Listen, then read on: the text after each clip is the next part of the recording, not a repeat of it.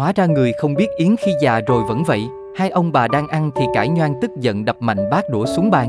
Sau đó bà cố nén nước mắt lặng lẽ dọn những mảnh bát vỡ, còn ông thì ngồi một bên không hề có chút áy náy.